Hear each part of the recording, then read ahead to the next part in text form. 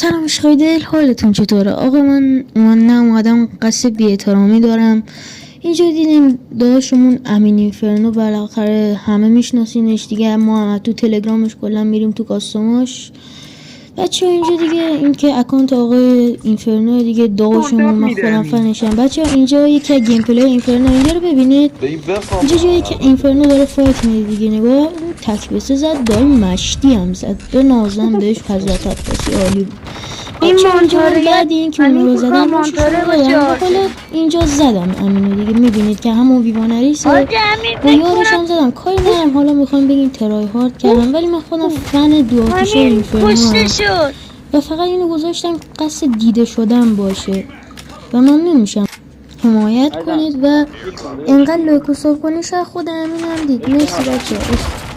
و بچه اگه دوست داری ویدیو تیم اپ با اینفرنو رو بذارم حتما توی کامنت ها بگید.